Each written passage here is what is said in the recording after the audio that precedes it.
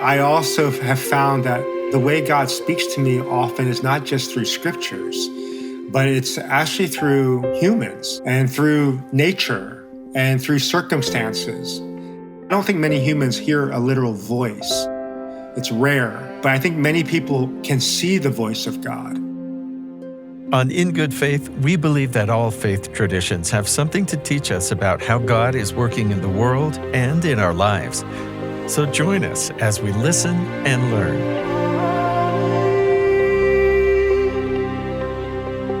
Have you ever lived somewhere outside of your home country for long enough that you started to sort of feel at home?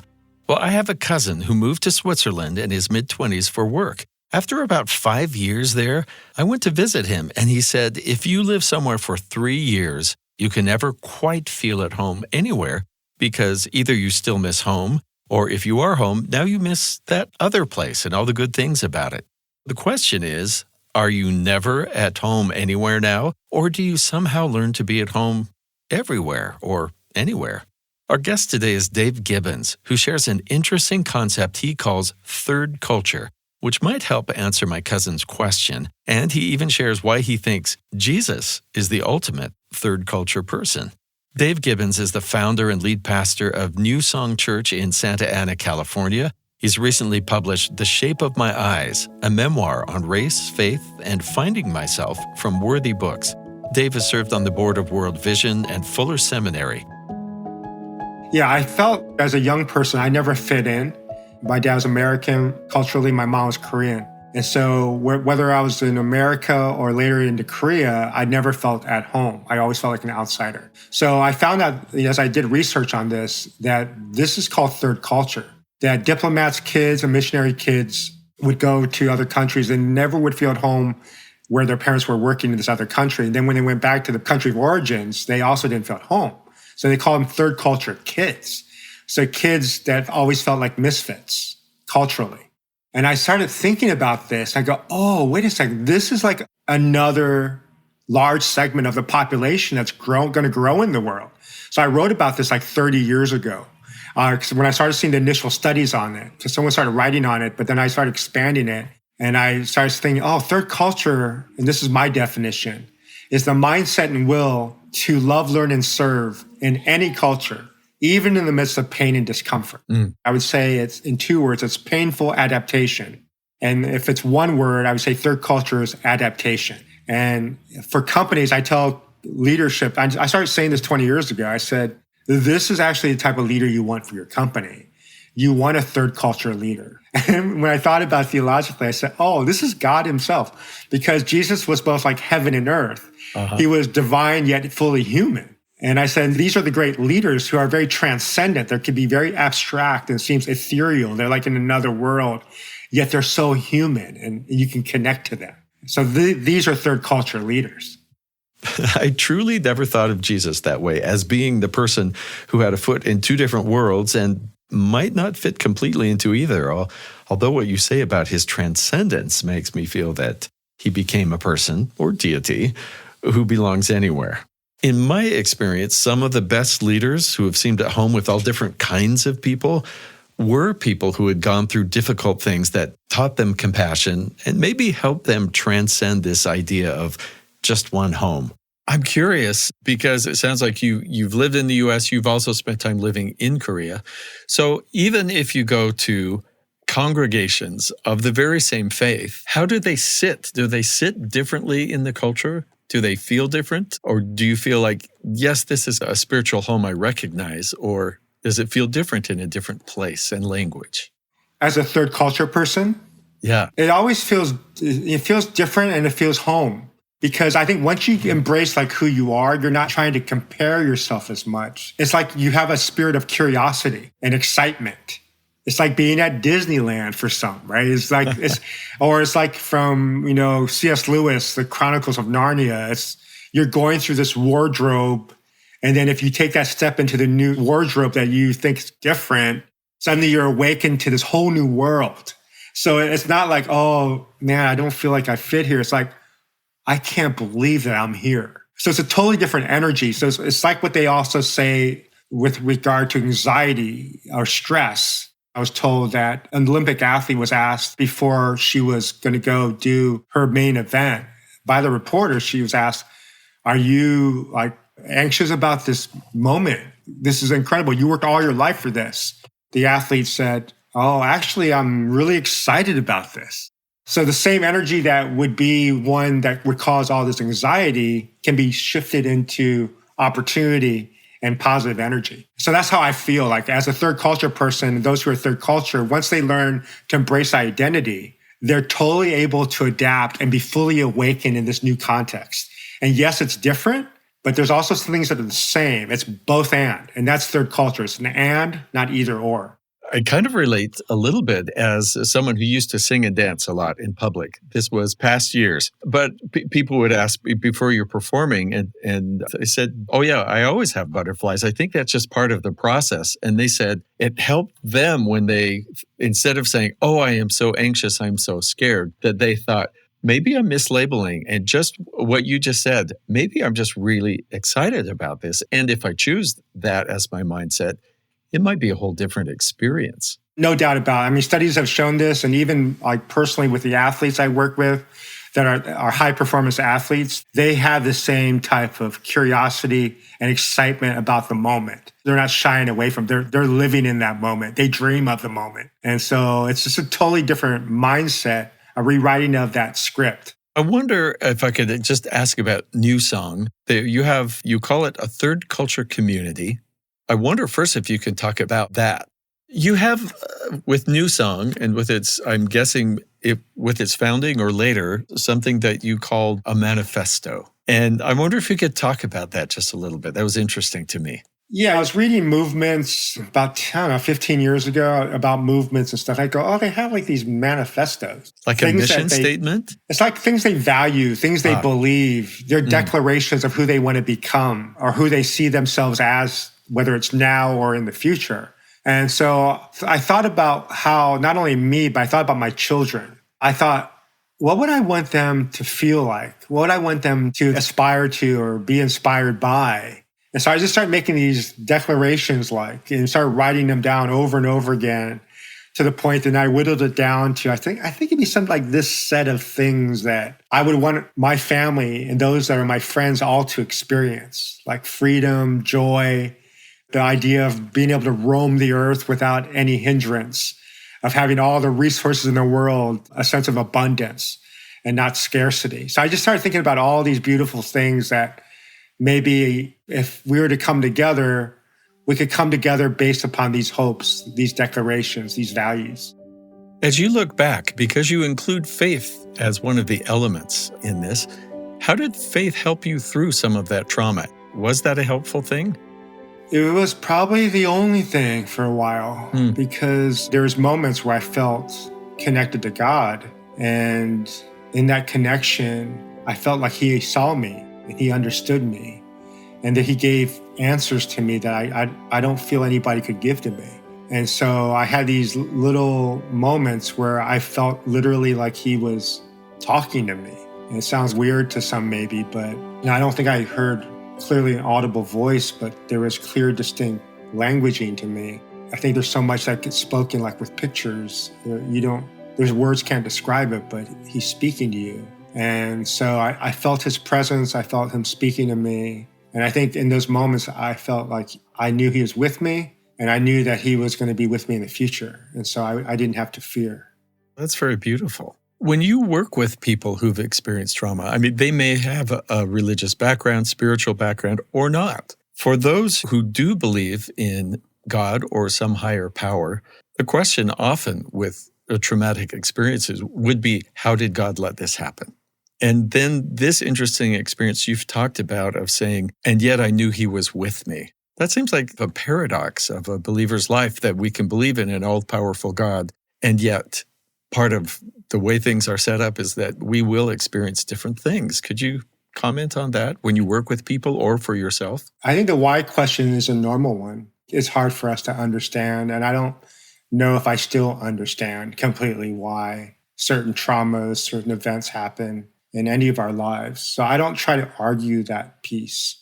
I think from the Eastern perspective, suffering is normative. It's a part of our life. It's embraced. And so in the Western world, we're just trying to get out of it all the time somehow. So I think I've taken a different perspective where suffering's normal. How do I exist in it? So instead of the why questions, like, why not me? Because it happens to everybody. And then the next part of this then is, what may be its purpose? Because it seems if there's a higher power, it wouldn't just be random that he may permit suffering or things to happen. And so potentially there is maybe a purpose in it. I had this really unique moment, Steve, where I felt I saw the continuum of pain, where I saw how the first stage usually is like shock when some pain comes or trauma. The second stage is, oh man, I wish this was over. I can't believe it's happening. So there's this disorientation. You're wanting to get it over with. And then somehow it doesn't go away, so you endure it because pain tends to be longer than you want it to be and much more costly.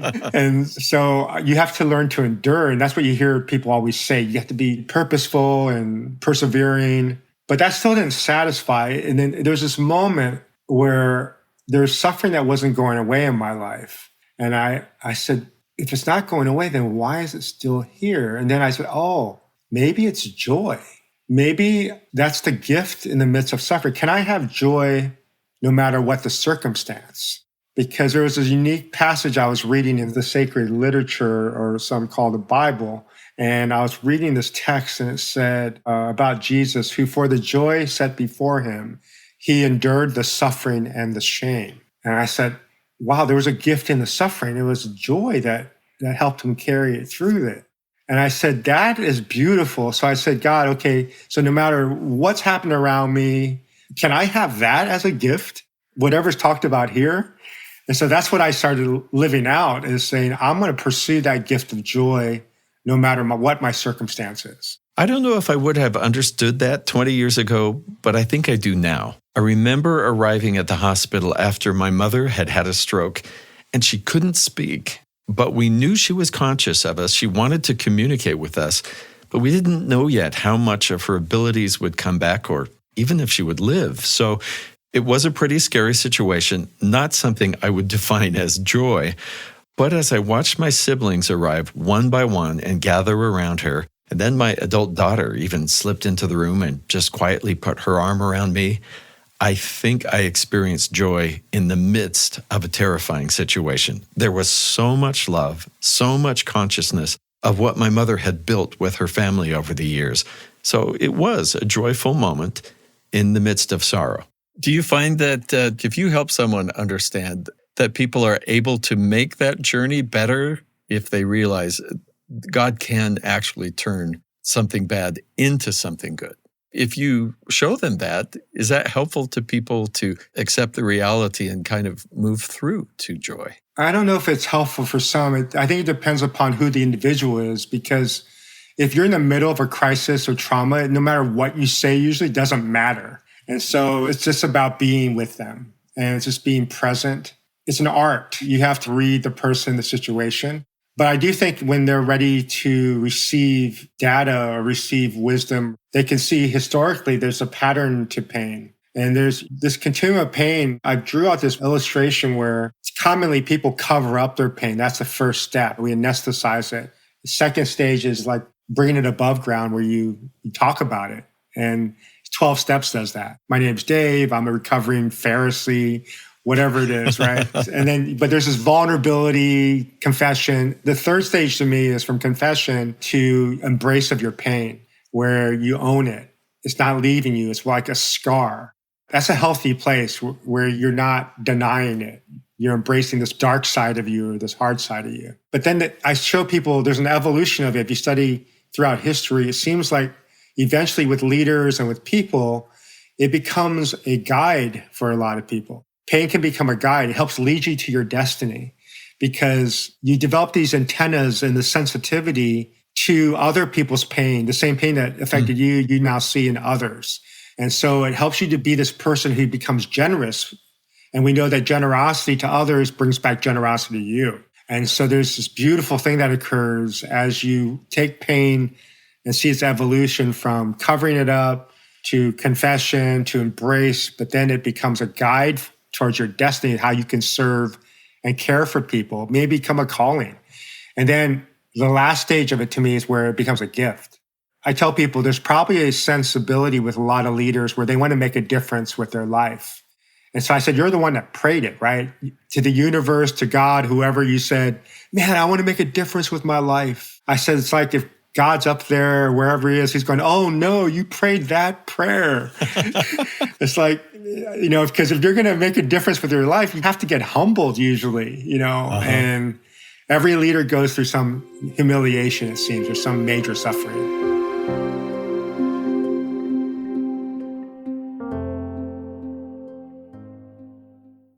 Tired of feeling overwhelmed by conflict in your life? Learn the skills to confidently handle any challenge on BYU Radio's new original podcast, Conflict Coach. Certified mediator Dr. Emily Taylor coaches real people through real conflicts. From family struggles to workplace disputes, neighborhood tensions to in-law disagreements.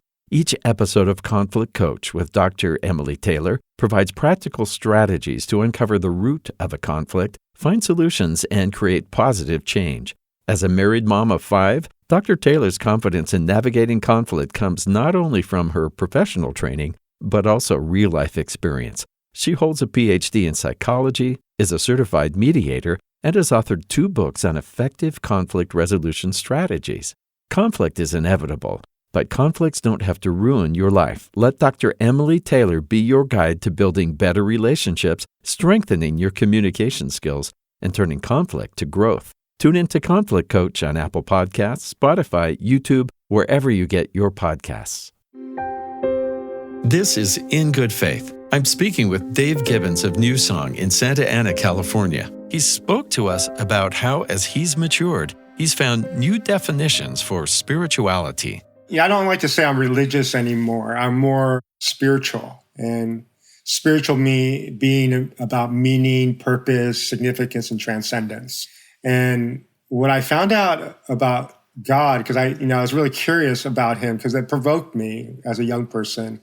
But when I was seeking answers, I went to seminary, I went to grad school to study theologically different religions and philosophies. And I saw Jesus totally different. That's why I believe all religions respect and honor him, at least as a great man or a prophet or a son of God, because he was a man of grace, forgiveness, gentleness, humility, quite different than how maybe the world defines greatness. I wonder if I could ask, what prompted you to start writing your memoir? I had started this other book and was excited to present that to the publishers. In the midst of it, I've had this epiphany. I go, why don't I just write about my life? Because as you get older, you start reflecting a lot more. And I found myself not so focused on the future or the past, but being much more present now as an older man. And I think the catalyst was an encounter with a brain doctor, and he had done a scan of my brain. And then when he showed it on the screen in his office, he said, do you see those 4 pink dots? And it's like a diamond-shaped dots. And I go, yeah. And he goes, Dave, that's what we call classically PTSD.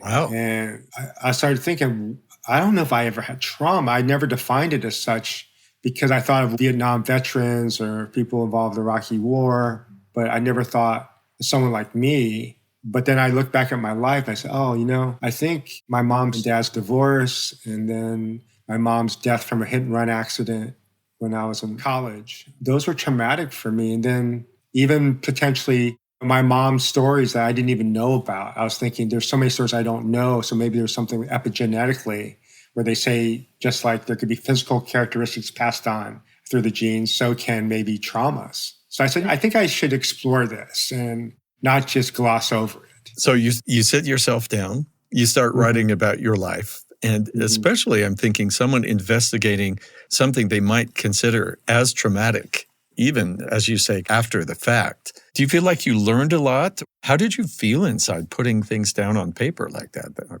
For some people, that would be visiting maybe unpleasantness they wouldn't want to put down. Well, exposed a couple of things. I think once exposed my own compulsions where I was taught to be a visionary leader and I was called a futurist. And so I think I took pride in the fact that I could forecast things. So whether I was investing or whether I was looking at movements or cultural shifts. I felt like I was good at that. So I think I had such a focus on that I never was present. And so what emerged from this was this becoming present more with people, which is sad because I've been involved with the people business all the time. And I think people would say I'm a good listener, but I don't think I was fully there. I was always thinking about the next. It forced me to see some of the ways I wasn't present, because when you're writing a memoir, you have to get into the skin of everybody. You're thinking about what they look like, what their facial expressions are, how they talk. So it forced you to sit and circle things. And I never circle things. I was on a linear path of just moving on towards a destination. And so it was a beautiful awakening for me to be much more of a person of marination, where I'm sitting in a space, absorbing, awakened to what's going on in a room. And then secondly, I think, Stephen, it was about the healing that I think I needed. Because I glossed over things and was future-oriented, I never really understood the nuances of the pain and how it maybe affected me, my parents, or my family, or others. And so I think it helped me to get healed as I started thinking about some of these wounds I never really addressed.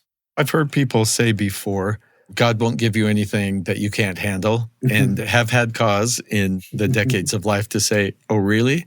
Yeah, exactly. I'm not sure about that. That's true. And then I have heard people say that you'll get things you can't handle, but nothing that you can't handle with God with you. And have you had those experiences where you thought, I don't know how I got through this, but I think God was with me? So many times. And then I would add, there's times I didn't think God was with me. Oh, didn't think so. Yeah. There's moments where I said, God, where are you? Or God, I don't feel you right now. Yeah. And I don't think that's harmful to even admit, because when I read the Psalms where he writes very vulnerably about, God, I don't feel you here. But then what's interesting about the Psalms, he always has like a vow of trust at the end somehow, where he lifts it back to the place that he knows is true, but maybe he doesn't feel it's true right now. But that helped me process to say, I need to admit that right now I don't feel God, because I feel so struck by this trauma or by this tragedy or betrayal or hurt. I just feel numb. So I think that's important, because I think sometimes we gloss over people's real suffering, and some people never get out of their suffering, and to act like they can just whisk it away is so unrealistic. I'm wondering if the times we don't feel God, is that the actual moment for faith? Because that seems like that's more of a leap we have to decide to take than if we think, yes, I sense God is with me, I'm moving ahead. That seems to be faith too, but I think of Mother Teresa and feeling like God has disappeared from her life, and yet she did not stop doing the very works she had felt called to do earlier. That's such a good point. I think you're right, Steve. There's these moments where you just know it's true, but you don't feel it at all. The faith is saying, okay, I'm gonna make this movement. I'm gonna take this step, even though I don't quite feel it. And I think that's maturity too. As you get older, you realize that's the differentiator maybe between sometimes being a child and being an adult, is that you just do what's right or what you believe is right no matter what. A mother doesn't have a choice sometimes. At 3 a.m, their kid's crying that needs milk. And so as a parent, you just say, okay, I got to get up. I think that's what it is sometimes. I don't feel it. I don't want to do it. But I learn from people that are better than me maybe, or smarter than me. This is what they did. So I'll take this step by faith. How do you sense God working in your life now? And is it the same or different than at an earlier part of your journey? Yeah, it's much more freeing right now to me. I think early on, I had a lot of chaos in my life. So when people had all the answers early, these strict rules and regulations, it was good for me, I think. It was secure. It felt like at least they felt like they had all the answers, so it felt good. But as you get older and you run into these traumas and conflicts and crises, betrayals and hurts, you go, wow. Oh, by the way, by those same people sometimes. You start to question things. And so I think as I grew older, I went through the wilderness experience with my relationship with God. And then I think it evolved where the beautiful thing that's happened now is, instead of just like having to read the Bible, which is important to me as a follower of Jesus, I also have found that the way God speaks to me often is not just through scriptures, but it's actually through humans and through nature and through circumstances. My next book I want to write, I want to call Seeing the Voice of God. And that's much more helpful for me than hearing the voice, because I don't think many humans hear a literal voice. Mm-hmm. It's rare, but I think many people can see the voice of God. And you see it usually through humans, if you're really looking, or you see it through nature, you see the stars. Just the beauty of it all. There's too much beauty here that can't just be randomly created. There must be an ultimate designer of this. And it compels you to get closer to this supernatural being. If they're really there, you start to seek it. So I found that has transformed my relationship with God, is where I'm not just trying to read a text from a study an hour a day, but I'm able then to interact with all my world as I'm going to the grocery store, or I'm talking to the clerk, or I'm talking to a client. That moment is a spiritual moment. I'm wondering if, because you work with so many clients, and it may in some cases have been a spiritual-based organization, other times it might have been purely business or quote unquote. Mm-hmm. You just talked about seeing the voice of God, seeing God in other people, which sounds very Matthew 25 to me. When did we see you, Lord? And then when you help these people or those people, do you feel like you've learned to love people or to see God in the clients, whether it was a spiritual discussion or not? Absolutely. If you really start believing that God's speaking to you through potentially human, there's a different level of respect and honor and wonder versus like judgment, comparison, and trying to manipulate them into some way through your engagement. You're a student, you're in awe. And so I think it's transformed every interaction for me, from a child or to someone of a different religion, different faith. I respect and honor them all as just humans. And I have something to learn.